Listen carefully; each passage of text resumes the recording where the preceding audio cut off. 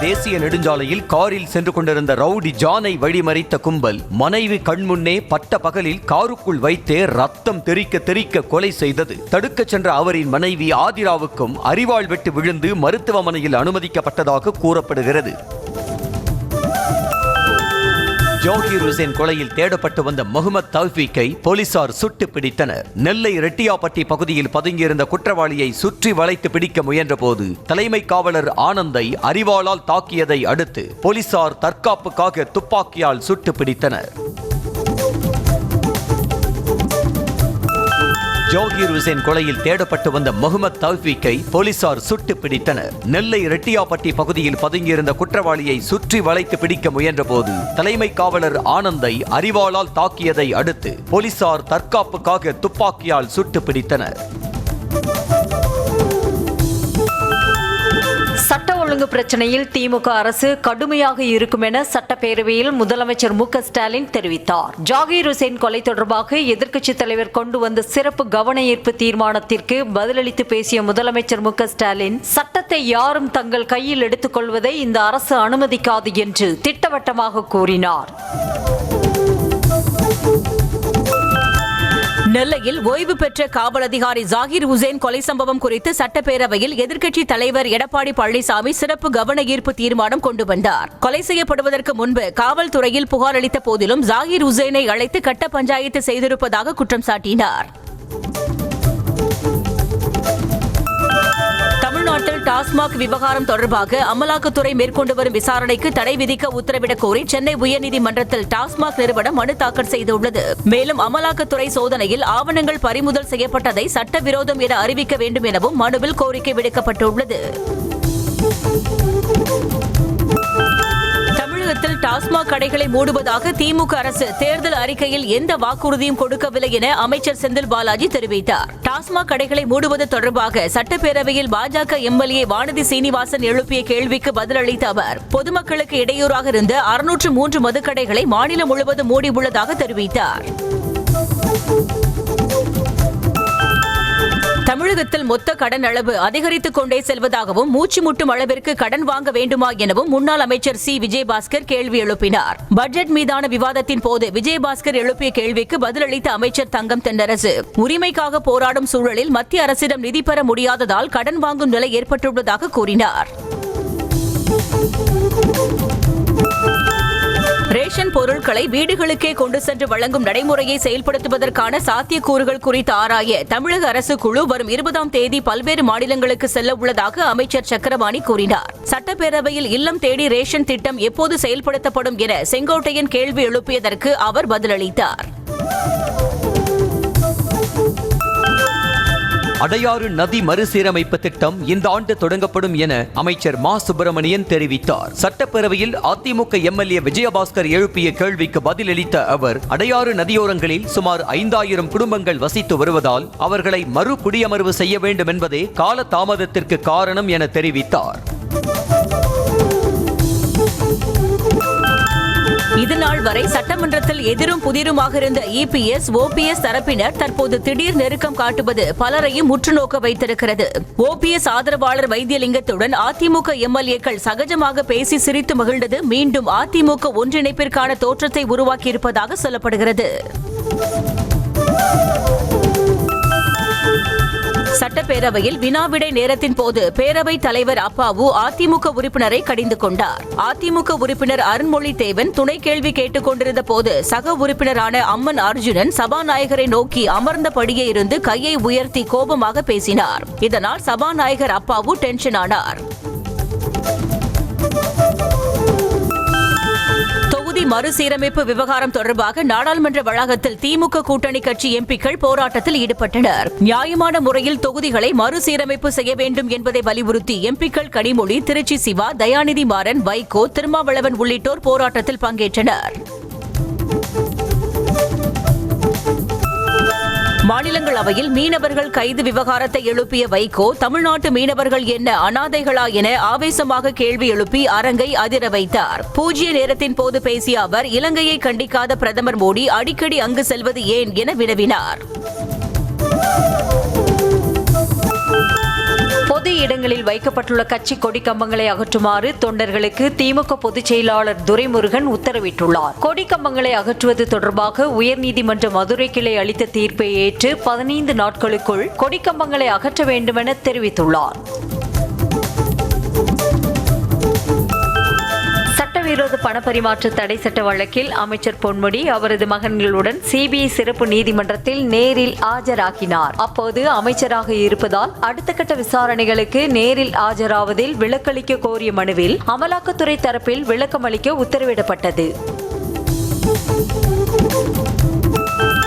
சிவகங்கை மாவட்டம் இளையான்குடியில் கட்சி நிகழ்ச்சிக்கு சென்ற பாஜக மூத்த தலைவர் ஹெச் ராஜாவை தடுத்து நிறுத்தியதால் போலீசாருடன் வாக்குவாதத்தில் ஈடுபட்டார். நாங்கள் என்ன தீவிரவாதிகளா என கேட்டு நடு ரோட்டில் போலீசிடம் சத்தம் போட்ட நிலையில் பின்னர் ஊருக்குள் செல்ல அனுமதிக்கப்பட்டார்.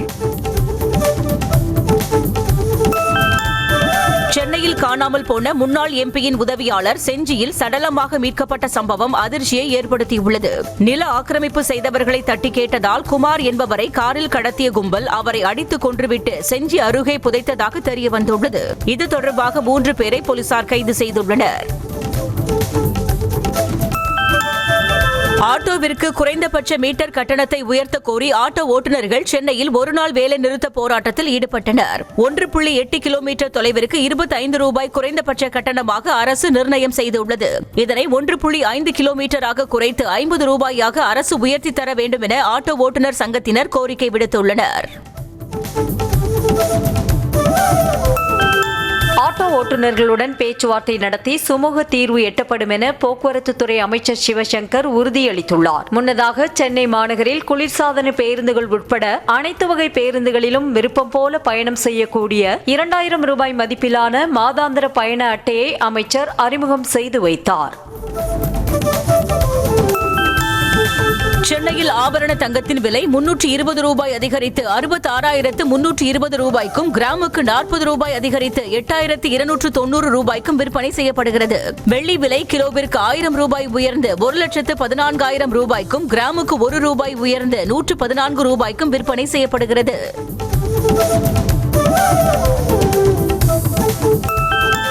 சிந்துவெளி நாகரிகத்தை முதல் வெளிப்படுத்தி திராவிட நாகரிகம் எனும் கருதுகோளுக்கு வழிவகுத்த சர் ஜான் ஹூப்பர் மார்ஷலின் திருவுருவ சிலையை முதலமைச்சர் மு.க. ஸ்டாலின் திறந்து வைத்தார். சென்னை எழும்பூர் அரசு அருங்காட்சியக வளாகத்தில் தமிழ்நாடு அரசின் சார்பாக 50 லட்சம் ரூபாயில் அமைக்கப்பட்ட திருவுருவ சிலை திறந்து வைக்கப்பட்டது. புதுச்சேரியில் மஞ்சள் ரேஷன் அட்டை வைத்திருக்கும் மகளிருக்கு 1000 ரூபாய் வழங்கப்படும் என முதலமைச்சர் ரங்கசாமி அறிவித்துள்ளார். செய்தியாளர்களுக்கு பேட்டியளித்த அவர், ரேஷன் கடை இல்லாத பகுதிகளில் வேன் மூலம் அரிசி விநியோகம் செய்யப்படும் என்றார். திருச்சி டிஐஜி வருண்குமார் மீது கூறப்பட்டுள்ள புகார் மீது விசாரித்து 1 மாதத்தில் நடவடிக்கை எடுக்க வேண்டும் என தமிழக டிஜிபிக்கு உயர்நீதிமன்ற மதுரை கிளை உத்தரவிட்டுள்ளது. ஆளும் கட்சியுடன் சேர்ந்து கொண்டு நாம் தமிழர் கட்சியை நசுக்க முயலுவதாக வருண்குமார் மீது புகார் கூறி நாம் தமிழர் கட்சியின் பிரமுகர் சாட்டை துரைமுருகன் மனு தாக்கல் செய்தார். சென்னையில் 1,80,000 தெருநாய்களுக்கு வெறிநாய் கடி தடுப்பூசி செலுத்த ஏற்பாடு செய்யப்படும் என மாநகராட்சி பட்ஜெட்டில் அறிவிக்கப்பட்டுள்ளது. அதேபோல் போக்குவரத்திற்கு இடையூறு இன்றி சாலைகள் சுத்தம் செய்யும் வகையில் சிறிய அளவிலான புதிய வாகனங்கள் கொள்முதல் செய்யப்படும் என்றும் அறிவிக்கப்பட்டுள்ளது. சென்னை மாமன்ற கவுன்சிலர்களுக்கான மேம்பாட்டு நிதியை உயர்த்தி பட்ஜெட்டில் அறிவிப்பு வெளியாகியுள்ளது. சென்னை மாநகராட்சியின் 2024-25 நிதியாண்டிற்கான பட்ஜெட்டில் வார்டு மேம்பாட்டு நிதியானது 50 லட்சம் ரூபாயிலிருந்து 60 லட்சம் ரூபாயாக உயர்த்தப்பட்டுள்ளது. 2023ஆம் ஆண்டு சென்னையில் பக்கிங்ஹாம் கால்வாய் வழியாக கடலில் எண்ணெய் படலம் பரவிய வழக்கில் சென்னை பெட்ரோலிய கழகம் 73 கோடி ரூபாய் இழப்பீடு செலுத்த மாசு கட்டுப்பாட்டு வாரியம் பிறப்பித்த ஆணைக்கு தேசிய பசுமை தீர்ப்பாயம் தடை விதித்துள்ளது. அதே சமயம் இழப்பீடாக 19 கோடி ரூபாயை வங்கி உத்தரவாக வழங்க சென்னை பெட்ரோலிய கழகத்திற்கு உத்தரவிட்டது. நீதிமன்றத்தில் தவறான தகவல்களை தெரிவித்ததாக கோட்டக் மகேந்திரா வங்கிக்கு 1.5 லட்சம் ரூபாய் அபராதம் விதித்து சென்னை எழும்பூர் நீதிமன்றம் உத்தரவிட்டது. கடனை திருப்பிச் செலுத்தியும் சான்றிதழ் தரவில்லை என கூறி செல்வராஜ் என்பவர் தொடர்ந்த வழக்கில் வங்கியின் சட்டப்பிரிவு மேலாளருக்கு 3 மாதம் சிறை தண்டனை விதிக்கப்பட்டது. திருச்செந்தூர் கோயிலில் சுவாமி தரிசனம் செய்ய வந்த பக்தர் உயிரிழந்தது கூட்ட நெரிசலால் அல்ல என்றும் இறப்பை வைத்து அரசியல் செய்வது அண்ணாமலைக்கு வாடிக்கையாக உள்ளது என்றும் அமைச்சர் சேகர் பாபு விமர்சித்துள்ளார். மும்மொழி கொள்கை கையெழுத்து இயக்கம் குறித்ததான கேள்விக்கு மீண்டும் மீண்டும் அவர்கள் கட்சிக்காரர்களை வைத்தே லெப்ட் ரைட் என மாற்றி மாற்றி கையெழுத்து போட்டுக் கொள்ள வேண்டியதுதான் என்று விமர்சித்தார். மதுரையில் பாஜக நிர்வாகி மர்மமான முறையில் உயிரிழந்த நிலையில் மரணத்தில் சந்தேகம் இருப்பதால் உரிய விசாரணை நடத்த குடும்பத்தினர் கோரிக்கை விடுத்துள்ளனர். ஆலங்குளம் டிசைன் நகர் பகுதியைச் சேர்ந்த கருப்பசாமி திங்கட்கிழமை இரவு வெளியே சென்ற நிலையில் மீண்டும் வீடு திரும்பவில்லை. இந்நிலையில் கூடல்புதூர் சர்ச் அருகே காரில் சடலமாக மீட்கப்பட்டார். இலங்கை கடற்படையினரின் தொடர் கைது நடவடிக்கையை கண்டித்து ராமேஸ்வரம் மீனவர்கள் நடத்திய ஒருநாள் வேலை நிறுத்த போராட்டம் காரணமாக துறைமுக பகுதி வெறிச்சோடி காணப்பட்டது. கைது செய்யப்பட்ட மீனவர்கள் மற்றும் அவர்களின் விசைப்படகுகளை விடுவிக்க கோரி போராட்டம் நடத்தப்பட்ட நிலையில் சுமார் 10 கோடிக்கு மேல் வர்த்தகம் பாதிக்கப்பட்டது. மின்சார கட்டணம் உயர்வு, விலைவாசி உயர்வு உள்ளிட்டவைகளை கண்டித்து திருப்பூர் மற்றும் கோவை மாவட்டங்களில் விசைத்தறி உரிமையாளர்கள் காலவரையற்ற வேலைநிறுத்த போராட்டத்தில் ஈடுபட்டுள்ளனர். இதனால் 2000த்திற்கும் மேற்பட்ட விசைத்தறிகள் இயங்காது என்பதால் நேரடியாகவும் மறைமுகமாகவும் 30 கோடி ரூபாய் மதிப்பிலான உற்பத்தி இழப்பு ஏற்படும் என தகவல் வெளியாகியுள்ளது. கோவில் தேர் திருவிழாவில் குறிப்பிட்ட சபாவிற்கு மட்டும் முன்னுரிமை அளிக்க அறநிலையத்துறைக்கு உத்தரவிட முடியாது என சென்னை உயர்நீதிமன்றம் தெரிவித்துள்ளது. சென்னை போரூர் முருகன் கோவில் பங்குனி உத்திர திருவிழாவில் தேர் திருவிழாவை நடத்த அனுமதி கோரி போரூர் பங்குனி உத்திர பால்காவடி வேல் பூஜா சபா சார்பில் மனு தாக்கல் செய்யப்பட்டது. ராமநாதபுரத்தில் அரசு பள்ளி கட்டடம் தரமற்ற முறையில் இருப்பதாக நியூஸ் தமிழ் தொலைக்காட்சியில் வெளியிட்ட செய்தி எதிரொலியாக அதிகாரிகள் கட்டடத்தை சீரமைக்க நடவடிக்கை மேற்கொண்டுள்ளனர். 10 நாட்களில் பணிகள் முடிக்கப்பட்டு தரமான முறையில் மீண்டும் பள்ளியை பயன்பாட்டுக்கு கொண்டுவர நடவடிக்கை எடுக்கப்படும் என பொதுப்பணித்துறை அதிகாரிகள் தெரிவித்தனர். திருவாரூர் மாவட்டத்தில் மத்திய அரசின் சோக்பிட் மற்றும் ஜல்ஜீவன் திட்டம் செயல்படுத்தப்பட்டதாக கூறி 36 லட்சம் ரூபாய் அளவிற்கு முறைகேடு நடந்துள்ளது தகவல் அறியும் உரிமை சட்டத்தின் மூலம் அம்பலமாகியுள்ளது. ஆனால் இதுபோன்ற எந்த திட்டமும் தங்கள் வீடுகளில் செயல்படுத்தப்படவில்லை என அப்பகுதி மக்கள் புகார் தெரிவிக்கின்றனர். கிருஷ்ணகிரி மாவட்டம் பர்கூர் அருகே உள்ள அரசு பள்ளியில் ஆசிரியர் மாணவர்களிடம் பாலியல் சீண்டலில் ஈடுபட்டதாக கூறப்படும் சம்பவம் அதிர்ச்சியை ஏற்படுத்தியுள்ளது. அரசு பள்ளியில் உயிரியல் தேர்வெழுத வந்த மாணவிகளிடம் தேர்வு அறையின் சூப்பர்வைசராக இருந்த ஆசிரியர் ரமேஷ் பாலியல் சீண்டலில் ஈடுபட்டதாக சொல்லப்படுகிறது. ராமநாதபுரத்தில் 14 வயது சிறுமியை பாலியல் வன்கொடுமை செய்து கர்ப்பமாக்கிய வழக்கில் சிறுமியின் மாமன் மகனுக்கு 60 ஆண்டுகள் சிறை தண்டனை விதித்து மாவட்ட மகளிர் விரைவு நீதிமன்றம் தீர்ப்பளித்தது. குற்றவாளி மீது பதிவு செய்யப்பட்ட 3 வழக்கில் தலா 20 ஆண்டுகள் சிறை தண்டனை வழங்கி அதனை ஏக காலத்தில் அருள்நேசன் அனுபவிக்க வேண்டும் என நீதிபதி தீர்ப்பு அளித்தார். கன்னியாகுமரி மாவட்டம் கருங்கல் அருகே குளத்திலிருந்து இளைஞர் சடலம் மீட்கப்பட்ட நிலையில் உறவினர்கள் உடலை வாங்க மறுத்து மறியல் போராட்டத்தில் ஈடுபட்டனர். கடந்த ஞாயிற்றுக்கிழமை வேலைக்கு சென்ற சஜின் என்பவர் வீடு திரும்பாத நிலையில் அவரது உடல் குளத்திலிருந்து மீட்கப்பட்டது. இந்த சம்பவத்தில் சஜினின் நண்பர் ராபர்ட் உட்பட 8 பேர் மீது உறவினர்கள் சந்தேகம் தெரிவிக்கின்றனர். திருப்பத்தூர் மாவட்டம் சான்றோர் குப்பத்தில் குறுக்கே வந்த டிராக்டர் மீது அதிவேகமாக வந்த கார் மோதி விபத்துக்குள்ளானதில் 4 பேர் படுகாயமடைந்தனர். சேலத்திலிருந்து தொழிலதிபர்களான அண்ணன் தம்பி பெங்களூர் சென்னை தேசிய நெடுஞ்சாலையில் காரில் சென்றனர். அப்போது சாண்ட் ஏற்றிச் சென்ற லாரி சாலையை கடக்க முயன்ற நிலையில் கார் அதிவேகமாக மோதியது. திருவாரூர் மாவட்டத்தில் சம்பா பயிர்கள் அறுவடை செய்துள்ள நிலையில் வைக்கோல் விற்பனையாகாமல் விளைநிலங்களில் கட்டுக்கட்டாக கிடக்கும் நிலை ஏற்பட்டுள்ளது. பருவம் தவறி பெய்த மழையின் காரணமாக வைக்கோல் நடைந்து வீணாகியுள்ளது. இதனால் வைக்கோலை வியாபாரிகள் வாங்க மறுப்பதாக விவசாயிகள் தெரிவிக்கின்றனர். தேனி மாவட்டம் உத்தமபாளையம் அருகே கோப்பை பகுதியில் உள்ள டாஸ்மாக் கடையில் மது பாட்டிலுக்கு 10 ரூபாய் முதல் 30 ரூபாய் வரை கூடுதலாக கடை ஊழியர்கள் வசூலிப்பதாக புகார் எழுந்துள்ளது. மேலும் டாஸ்மாக் கடை ஊழியர்களை கள்ளச்சந்தையில் மது விற்பனை செய்வதாக மதுப்பிரியர்கள் குற்றம் சாட்டுகின்றனர். கடலூர் மாவட்டம் விருத்தாச்சலத்தில் சரியான திட்டமிடல் இல்லாமல் மாற்றுத்திறனாளிகள் முகாம் நடத்தப்பட்டதால் அதில் பங்கேற்க வந்தவர்கள் கடும் சிரமத்திற்கு ஆளாகினர். புதிய அடையாள அட்டை வழங்குவதற்கான முகாமில் வழி நடத்துவதற்கான ஆட்கள் பற்றாக்குறையால் மாற்றுத்திறனாளிகள் ஆங்காங்கே காத்திருக்கும் நிலை ஏற்பட்டது. கிருஷ்ணகிரி மாவட்டம் ஹசூர் அருகே டிவிஎஸ் நிறுவனத்திற்கு சொந்தமான தொழிற்சாலையிலிருந்து வெளியேற்றப்பட்ட தொழிலாளர்கள் தங்கள் வாழ்வாதாரம் பாதிக்கப்பட்டுள்ளதாக கூறி சார் ஆட்சியர் அலுவலகத்தில் மனு அளித்தனர். டிவிஎஸ் நிறுவனத்திற்கு சொந்தமான சுந்தரம் தொழிற்சாலை மின்டா நிர்வாகத்திற்கு விற்கப்பட்டதால் தொழிலாளர்கள் வலுக்கட்டாயமாக வெளியேற்றப்பட்டனர். தேனி மாவட்டம் ஆண்டிப்பட்டி அருகே காலிஃபிளவர் விலை வீழ்ச்சியடைந்ததால் கவலையடைந்த விவசாயிகள் செடிகளை டிராக்டரை கொண்டு அழிக்கும் அவல நிலை ஏற்பட்டுள்ளது. விளைச்சல் அதிகரிப்பின் காரணமாக ஒரு காலிஃபிளவர் 10 ரூபாய்க்கு கூட விற்பனையாகாத நிலை ஏற்பட்டுள்ளதாக விவசாயிகள் வேதனை தெரிவிக்கின்றனர். தேனி மாவட்டம் போடிநாயக்கனூர் அருகே குடிநீருடன் கழிவுகள் கலந்து வருவதாக பொதுமக்கள் குற்றம் சாட்டியுள்ளனர். குடிநீரானது கழிவுகளுடன் சேர்ந்து துர்நாற்றத்துடன் வருவதாக புகார்களை அழுகிய பொதுமக்கள் சுகாதாரமான குடிநீருக்காக 1.5 கிலோமீட்டர் நடந்து சென்று தண்ணீரை சுமந்து வருவதாக வேதனை தெரிவித்தனர். ராமநாதபுரம் மாவட்டம் முதுகுளத்தூர் அருகே கடந்த ஒரு வாரமாக விவசாய நிலங்களில் சாய்ந்து கிடக்கும் மின்கம்பங்களை சரி செய்ய வேண்டும் என விவசாயிகள் கோரிக்கை வைத்துள்ளனர். கடந்த ஒரு வாரத்திற்கு முன்பு விறகு ஏற்றிச் சென்ற லாரி மின்கம்பத்தில் உரசியதில் மின்கம்பிகள் அறுந்து விழுந்ததால் உழவு பணிகளை மேற்கொள்ள முடியாமல் விவசாயிகள் சிரமப்பட்டு வருகின்றனர். மதுரை உசிலம்பட்டி அருகே பள்ளி மாணவிகளை ஏற்றிச் சென்ற ஆட்டோ மீது இருசக்கர வாகனம் மோதி விபத்திற்குள்ளானதில் 4ஆம் வகுப்பு மாணவி உயிரிழந்தார். வடுகப்பட்டி விலக்கு பகுதியிலிருந்து 4 பள்ளி மாணவிகளை ஏற்றிக்கொண்டு சென்ற ஆட்டோ மதுரை தேனி தேசிய நெடுஞ்சாலையை கடக்க முயன்றது. அப்போது மதுரை நோக்கி சென்ற இருசக்கர வாகனம் ஆட்டோ மீது மோதியது.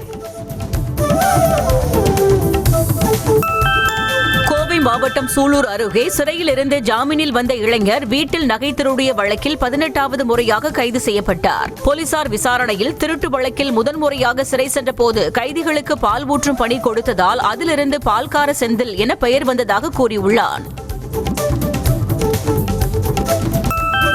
மதுரை பைபாஸ் சாலையில் உள்ள ஆக்கிரமிப்பு கடைகளை ஜேசிபி இயந்திரம் மூலம் அகற்றியதால் சாலையோர வியாபாரிகள் அதிகாரிகளிடம் வாக்குவாதத்தில் ஈடுபட்டனர். மாவட்ட நிர்வாகம் உத்தரவின் பேரில் மாநில நெடுஞ்சாலைத்துறை மற்றும் போக்குவரத்து துறையினர் ஆக்கிரமிப்பு கடைகளை அகற்றினர். இந்தியா பிரான்ஸ் நாடுகளின் கடற்படை வீரர்கள் கூட்டு பயிற்சி தொடங்கியது. இதில் பிரெஞ்சு கடற்படையின் சார்லஸ் டிகோலே மற்றும் இந்திய கடற்படையின் விக்ராந்த் ஆகிய விமானம் தாங்கி கப்பல்களுடன் இரு நாட்டு கடற்படை வீரர்களும் கூட்டு பயிற்சி மேற்கொண்டனர். ஆந்திர முதலமைச்சர் சந்திரபாபு நாயுடுவை உலக பெரும் பணக்காரர் பில் கேட்ஸ் சந்தித்தார். அப்போது ஆந்திர மாநில அரசுக்கும் பில் மற்றும் மெலிண்டா கேட்ஸ் அறக்கட்டளை இடையே சுகாதாரம், மருத்துவ தொழில்நுட்பம், கல்வி மற்றும் வேளாண்மை ஆகிய முக்கிய துறைகளில் புரிந்துணர்வு ஒப்பந்தம் கையெழுத்தானது. பெண்களுக்கு மாதம் 2000 ரூபாய் கொடுப்பது போல ஆண்களுக்கு வாரத்திற்கு 2 மது பாட்டில்கள் வழங்க வேண்டும் என கர்நாடக மாநில சட்டசபையில் ஜனதா தளம் கட்சியின் எம்எல்ஏ எம்.டி. கிருஷ்ணப்பா பேசியிருப்பது சர்ச்சையை ஏற்படுத்தியுள்ளது. இந்நிலையில் இதற்கு அமைச்சர் கே.ஜே. ஜார்ஜ், நீங்கள் ஆட்சி அமைத்த பிறகு இதனை செய்யுங்கள் என்றும் தாங்கள் மக்களை குடிக்க விடாமல் தடுத்து வருவதாகவும் பதிலளித்தார்.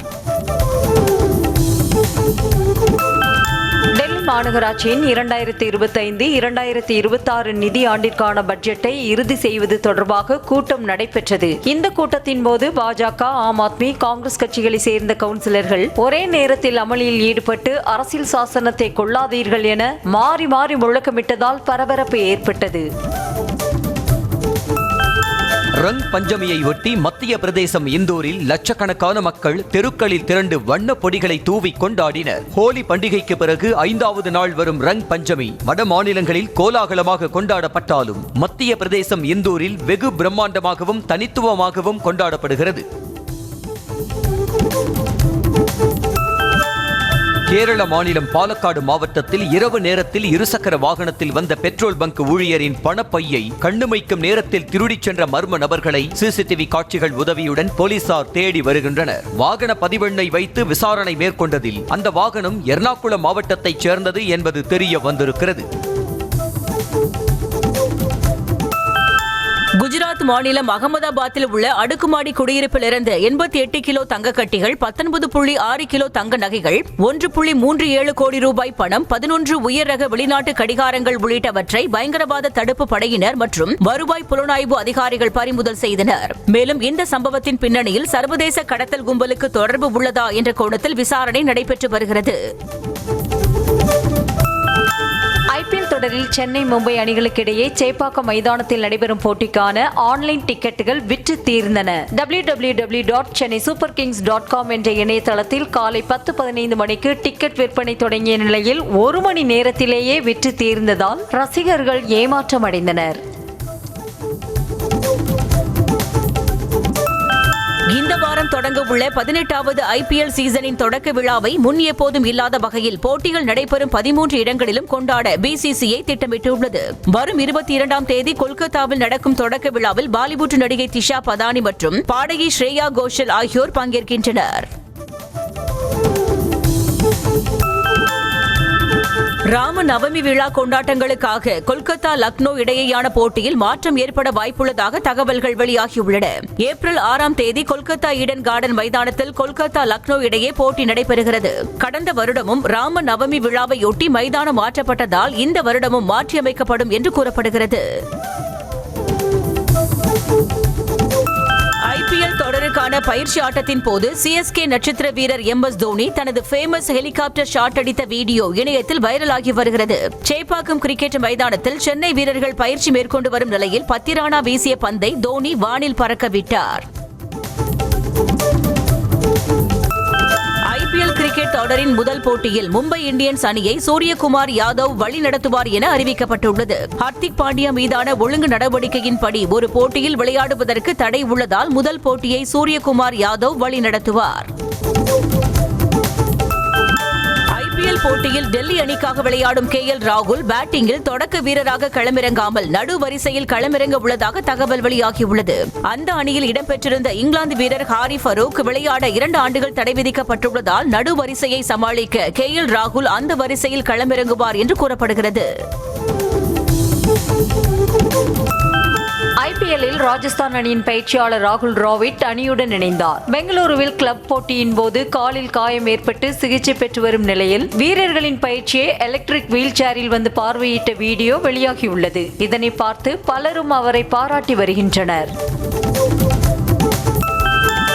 இயக்குனர் ராஜமௌலி மற்றும் நடிகர் மகேஷ் பாபு கூட்டணியில் உருவாகி வரும் SSMB 29 திரைப்படத்தின் படப்பிடிப்பு ஒடிசாவில் நடைபெற்று வந்த நிலையில் அந்த படப்பிடிப்பு நிறைவடைந்ததாக படக்குழு தெரிவித்துள்ளது. கடந்த 2 வாரங்களுக்கு முன்பு இப்படத்தின் படப்பிடிப்பு ஒடிசாவில் உள்ள கோராபுட் பகுதியில் தொடங்கியது.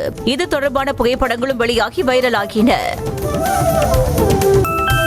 புதுக்கோட்டை மாவட்டம் திருமயம் அருகே ஊர் ஒற்றுமைக்காகவும் மழை பெய்து விவசாயம் தழைக்க வேண்டியும் பொங்கல் வைத்து பெண்கள் முத்துமாரியம்மனை வழிபட்டனர். கும்மி அடித்தும் முளைப்பாரி கரகமெடுத்தும் வான வேடிக்கைகளுடன் வழிபாடு செய்தனர்.